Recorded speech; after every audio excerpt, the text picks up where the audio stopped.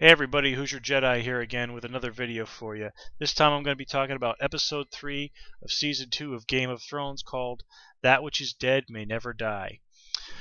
While I feel this is a solid episode, clearly this is mostly a setup episode. And that's not necessarily bad, but while there is a lot of good stuff in this episode, I don't think this is going to pan out to be one of the stronger episodes of the season. But let's hop right into it. So let me just got my notes right here. So let's get started.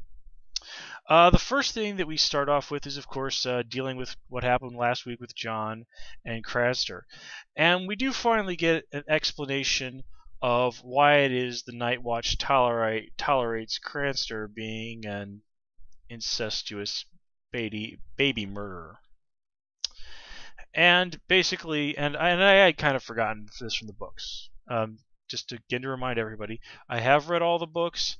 I am going to have to amend it so that while I will not spoil anything major from the books for you, I will avoid that at all possible costs. I'm going to have to, in order to do these reviews, what I would think is a proper fashion, I will have to comment on some of the minor details for the books. So if you absolutely do not want to be spoiled for any little detail from the books, you might want to stop watching now. Otherwise, we'll just keep it to stuff that's not really a big deal. So anyways, the reason that the Night Watch tolerate Craster is that he's a port in a storm. And it is pointed out to Jon that his being that port in the storm has not only saved the lives of many of the guys in Night Watch, it's saved the life of his own uncle. So, okay, I can understand roughly why the Night Watch guys would tolerate someone as bad as Craster. But when we get to the part where they know that he's offering up babies as sacrifices to dark and creepy gods, when we know that the Night Watch guys genuinely believe in all that scary stuff that's out beyond the wall, guys, I really got to think that people making offerings to scary evil gods who, are the masters of things that are your enemies, as valuable as a port in the storm is, maybe putting a stop to that is worth it. I mean, heck, just getting rid of Craster. I'm sure his wives would be pretty darn grateful to see him pushing up daisies. I mean, there's got to be some other friendly wildling, or somebody else there that you could put in there who'd be friendly to them. I mean, there's just got to be a better alternative than this, really. But yeah, let's move on. Not a whole lot to say about what's going on with Sam and Gilly, except that the scene between them was very sweet and quite touching. I also have come to the conclusion that, especially if you've read the books, that Sam truly is the Neville Longbottom of Westeros, of this series. Now, let's not run into who else is analogous to other Harry Potter characters, but I am going to say that right now. Sam is freaking Neville Longbottom, and that is not a bad thing. Okay, so let's see. Another scene. One scene that I did like was the conversation between the Maester and Bronn, where he talks about his link of Valyrian steel. This was, even though it wasn't a huge scene in the books, it was one that I really enjoyed, simply because it spells out why not only a reasonable person, but an educated person, a Maester no less, especially this one is a Maester as well educated as the one of Winterfell, would not really put a lot of stock in magic. You'd think, if I remember the book correctly, he even flat out says that he doesn't believe that magic is real. Now here he's a little bit more like, well, magic may have been real at one point, but in all likelihood people have forgotten how to do it properly, or something like that. So here he's hedging his bets a little bit more. Now, of course, we all know that, yeah, indeed, magic is still real. But yeah, we'll be seeing more about how magic works in Westeros in the Game of Thrones world a little later on.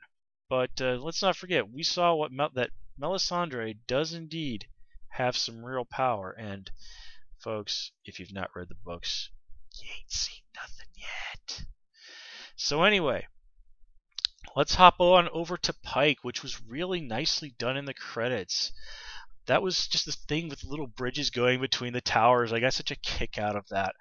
So we're finally introduced to one of our other major characters here, which is of course Brienne. Oh man, some of my friends, especially my friend Teresa, she's just been absolutely beside herself to see Brienne. And, I can't really blame her. Brienne is a great character. She's one of those characters who I think is a great counter to a lot of the criticisms that people have leveled about the role of women in the Song of Fire and Ice / Game of Thrones series. Now, please, let's not get into all that because that's just an absolutely endless debate. I will just simply state that my position is that I think the female characters as a whole come out pretty darn well in the series.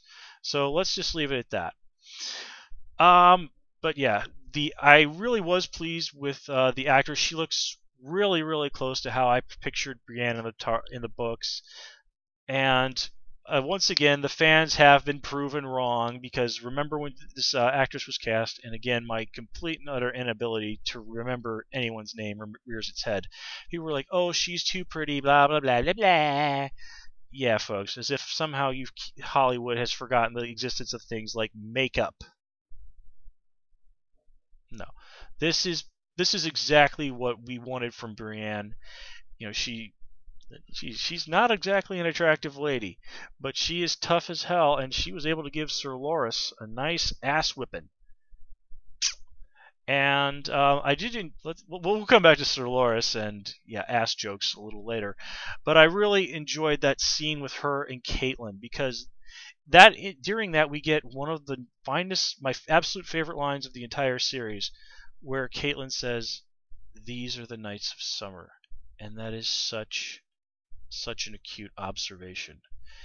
And the thing I like about this is it reminds me of what Catelyn said to Ned very early in the first season, where talking about how as long as she's lived at Winterfell, she still doesn't feel like a northerner. Catelyn, if I remember right, still prays to the Seven while Ned was into the old gods.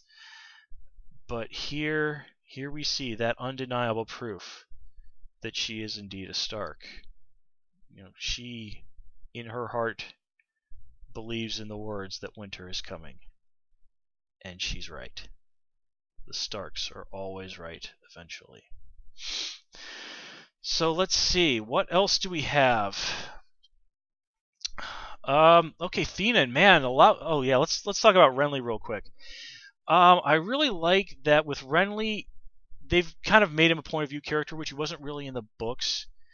And just to touch on him briefly, I like that we do see the emotional conflict that he's going through, trying to be king. This is the price.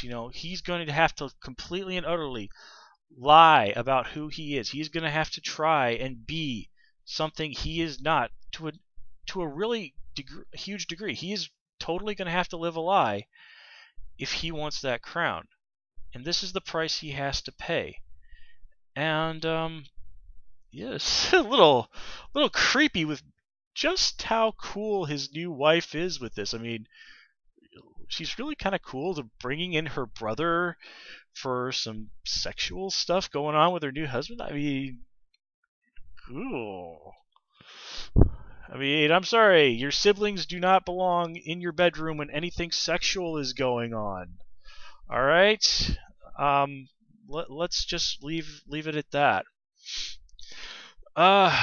So Theon, he's another guy who a lot was going on this episode, and I really like that, his dad is doing the blah blah blah Iron Man, blah blah blah, and then Theon points out to him and basically says to him, "You know what, Dad? You talk a good game, but in the end, you lost. You had, I was taken from you. So really, you can talk the talk, but you're not so great at walking the walk." And bam, does that hit Dad where it hurts, and that was so very satisfying. And at this point, how, and I do have to note that Yara basically did confirm what I said last week. That it's like, yeah, I was just dicking with you to her brother. Really? She had a little bit more class about what was going on there in the books. So what they're doing with Yara is one of the few instances where I'm not happy with the show. But yeah, the scene where Theon decides not to warn Robb Stark. He takes the letter and he burns it. Now, did you notice? Did you notice that they black out everything except Theon and the light from that candle? This is very, very nice symbolism. Theon is surrounded by darkness.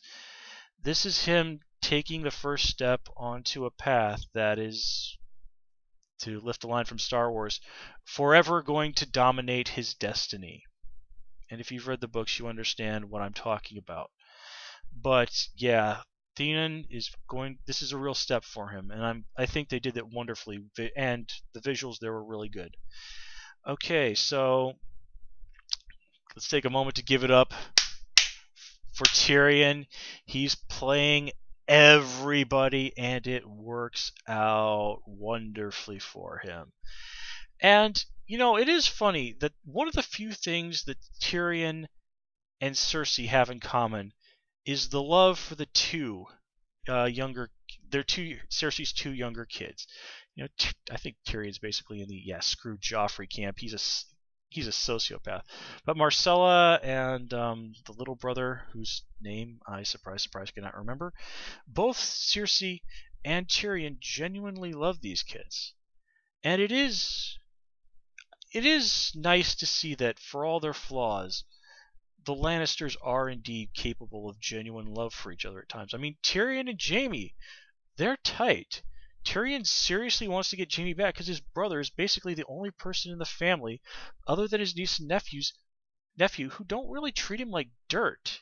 And Jaime obviously really cares for Tyrion. He's being a good big brother, along with being a sister screwing, attempted baby killer. Complexity of characters. Gotta love it. So let's see. Who else? Yes, the little scene with Arya getting her lesson on what prayers are going to be like for her in the future. Yeah, little spoiler from the book for you. But I thought that was a really well done scene, and I remember reading it in the books, but just seeing it put into words, visually here, just really drove it home. And I like how this is a lesson that Arya is going to be taking to heart. It says, again, like Renly, it's a step on the path that is going to be such a big part of where she continues to go from here. And I don't think I'm going to be saying anything that's going to spoil anything for you, saying, she's got some more rough road ahead for her. But the great thing about Arya is, she's tough enough to handle it. So let me see. Yes, let's pop over to King's Landing and speak of Sansa for a moment. Like most people, I kind of wanted to strangle Sansa through the first book. But as time wore on, I kind of realized that Sansa is the girl who's going through the deconstruction of so much of what you see in fantasy literature. She's the girl who, she's in love with the ideas of the prince, the girl who marries the handsome prince or the cool knight and all this. And yeah, everywhere she turns, all those fantasies she had as a kid just turn to ash. I mean, she doesn't really know what's going on with Sir Loras, but yeah. And just like her parents, she is a terrible judge of character. So, you have the handsome prince, except the handsome prince is a sociopath who murders your father and basically says, "Yeah, I think I'll rape you sooner. I think I'll rape you, when you finally start able to have children." So I think that gave Sansa some really needed depth and made her, a much more interesting character. Okay, folks. Wow, time really does fly when you are having fun.